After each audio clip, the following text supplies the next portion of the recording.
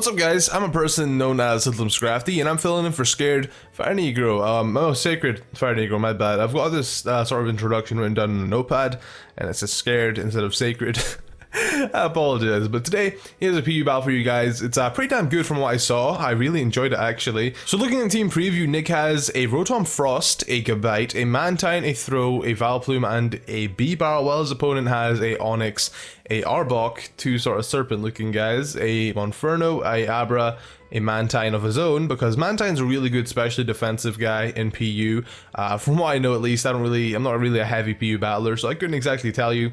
So you know, if I say anything, you know, you don't have to exactly take my word for it. And he also has a Frogadier, which I'm gonna assume has protein and all of that shit. So let's just get straight into the battle. So Nick is gonna be leading off with the Rotom Frost, while his opponent is leading off with the Frogadier. Now Nick, of course, could just go straight for the Volt Switch and get up out of there, but his opponent does have that Onix, you know, chilling in the back, you know, to support his two war types. So he's going to switch into said Onix. Now, of course, Nick goes for the Volt Switch. It's the safest play. He had no reason not to. You know, if he stayed in with the Frogadier and used Blizzard, then that would have been horrible for Nick. So, you know, it just may as well go for the Volt Switch just in case. But the switch to the Onix was obvious, and that just allows him to get some free rocks up, which will really hurt Nick's Rotom Frost as well as his Mantine and of course the rest of his Pokemon. But those are the two that's going to affect them most. So after the rocks are up, you know, Nick of course switches in on the Vileplume in that exact same turn, and his opponent goes into the Monferno and just gets put to sleep. He gets put in Hush mode, and luckily the Sleep Powder lands, and that was really good for Nick because that does put a huge threat out of the way. That Monferno could take out like Nick's half team with just stab moves alone.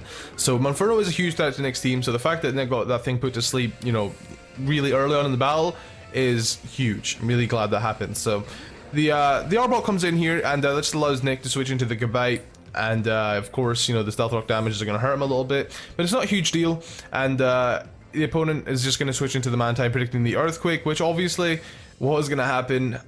There was no reason for Nick not to Earthquake here, because Nick can just, you know, go back into his own Rotom. There's not much Mantine can really do to him unless he's got like hidden power fighting or fire or something like that, or you can actually Toxic him. I take that back. So the Toxic damage on the Rotom is going to suck, because as well as the Toxic and the Stealth Rocks, you know, racking up, that Rotom is going to become useless really fast. But the Rotom doesn't really have much of a use to begin with. So, you know, of course, Nick is going to predict this switch into the Diamond Dix, the Onix. He's going for the Blizzard, and that Onix is going to survive with the Sturdy, and that's really great for Nick. Nick got a nice prediction off there. It was an obvious, you know, play, but you know, the fact that Blizzard actually landed and played, you know, it helped Nick a lot, because that Onix could be really annoying to, you know, his team. So Nick goes into the Gabite here, just because I guess he just didn't want to go for Blizzard again and miss, and he wanted to keep his Rotom alive.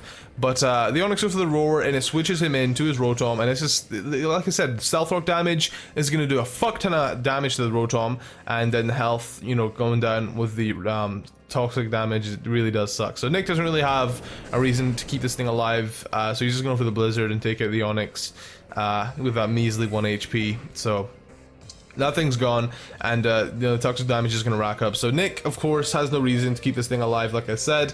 It's pretty much dead either way. If he switches it out, you know, he comes back in on the rocks. The Nick doesn't really seem to have anything, you know, that can get rid of rocks, so the Rotom's going to die either way. At the end of the day, it's going to die either way. So the Arbok just goes straight for the Sucker Punch there, and that's a dead Rotom. But I don't really think the Rotom would have been much use in this battle, other than the fact, you know, it could have took out the Mantine with ease now that the Onix is gone. But like I said, it was going to die either way. So Nick's going to get up his own rocks, which is really useful. Nick was obviously predicting him to switch out, but the Arbok goes for the switcheroo here, I guess. I guess he predicted Nick to put up his rocks, and Nick gets the Black Sludge, which really does suck, because instead of having some extra bulk on him with the Eviolite, he's going to be getting HP taken away from him every single turn, and he's not even toxic yet. The Mantine can still toxic him, so that really does suck a lot for Nick. The Gabite is just going to be, you know, getting hurt every turn, and Nick just goes to the obvious Earthquake here.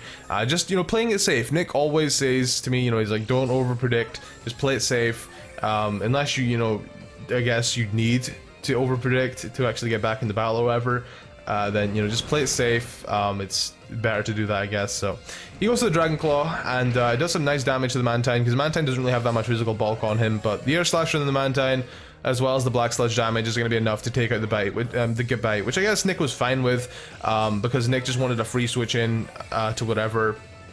And, you know, just so he could take on this Mantine with his own Mantine, which I'm going to assume the opponent's, of course, the opponent's Mantine is not a Assault Vest Mantine, because he can use Toxic like he does here. And Nick goes for the Hidden Power Ground, it seems, because that didn't affect the opponent's Mantine at all. I guess he was predicting the switch into the Arbok or the Monferno, but the opponent had no reason to go into the Monferno against the Mantine.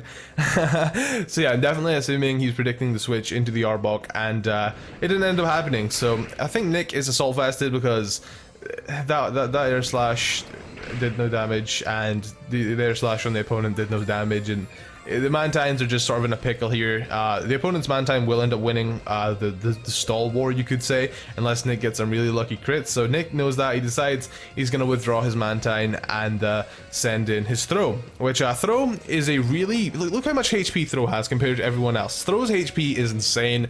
Throw is a really good Pokemon. I always thought like Throw would... I keep thinking, you know, Throw's like RU and stuff like that. I always thought Throw was a really good Pokemon, but Throw just, he's PU, man. Like what the hell? I did not expect that out. Like damn, PU Throw. So Throw's gonna get HP back, and can I just say that that guy's name is really annoying because it's got a bunch of spaces in it. Throw's gonna get HP back from the leftovers, and that just allows Nick to, you know, possibly get some bulk ups up or whatever. But since, you know, Gen 6 made this move incredibly overpowered, Nick decides to go for the knockoff. Now there's actually a rule in PU where you can only have like one Pokemon with knockoff, so I'm guessing this is Nick's only Pokemon with knockoff, and he knocks off whatever item the Arbok had. I think it was the Eviolite, which doesn't really matter at all. So since the Arbok sees that Nick has leftovers, the Arbok's going to take them for himself, and its Throw's just going to circle throw that dude out of there. Just get out of my face, irrelevant scrub, I don't need you here. So Throws at -1, and it still does some nice damage to the Arbok. I'm going to assume the Arbok's like physically defensive or whatever, and the Frogadier comes in, and obviously he doesn't want his Frogadier to die, so he's going to take that back. I'm going to assume he doesn't have extra sense or anything like that, and even if he did, probably wouldn't have took out the Throw, so you know, that's fun and all. So Nick does end up going for the knockoff here, I'm pretty sure. Even at -2, Nick gets a crit here, and that definitely matters because the Arbok, the annoying ass Arbok, is gone, which does suck for the opponent, but hacks is hacks. It is Pokemon we're playing at the end of the day. You can expect quite a bit of hacks, but you know, it does give Nick some momentum back, which is really nice. Nick was sort of, you know, slowly losing some momentum there, and he just got it back after that crit, so that's great for him. But at -2, Nick, even though Throw's at -2, Nick can straight up just kill the Sabra with knockoff. Personally, I like to run Focus Sash Abra. If he did that, then that Throw wouldn't have been a problem for him next turn, because he would have survived the Focus Sash and took him out with the Psychic again, I guess. But you know, that Psychic does take, you know, Throw down to the point where the Frogadier, I completely mind blanked what the fucking thing was called, where the Frogadier can just come in and kill it off with an Ice Beam. I'm gonna assume that the opponent doesn't have extra Sentry on him, but or maybe he was just scared that Nick would switch out. I've got no idea, but that does allow Nick to go into the B-Barrel here, where he can set up curses, because B-Barrel has the ability Simple, which raises his stats by an extra stage. So instead of getting plus, you know, 1 attack and one defense, he's gonna get +2 attack and 2 defense, which is amazing. So B-Barrel is gonna go for Side Curse, while the Frogadier goes for the Dark Pulse. Now that's a really heavy amount of damage to the B-Barrel, which really does suck, but it doesn't matter because B-Barrel has Quick Attack, and Nick's running a Life Orb B-Barrel too, so that's just gonna straight up kill the Frogadier if he didn't switch out. But he does end up switching out into the Monferno, which of course is also going to straight up die to the Quick Attack. He was just sacking off because the Monferno was asleep.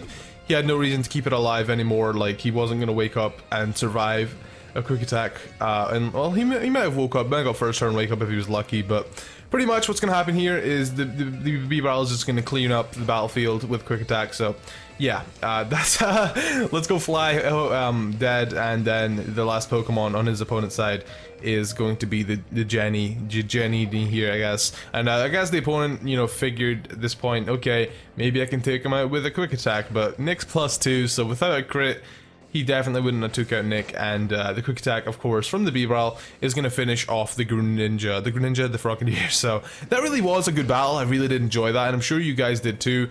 It was really, I really want to get into PU battles for my own channel and all that stuff, and this definitely did motivate me too. So I guess all I can say is just leave a like if you enjoyed, and that guy's name again is annoying, but yeah, like I said, if you enjoyed, leave a like, and be sure to subscribe to Nick, and I guess I've been HoodlumScrafty. Thanks for watching. Hopefully you enjoyed my commentary. Hopefully my voice wasn't too bad, and I'm out.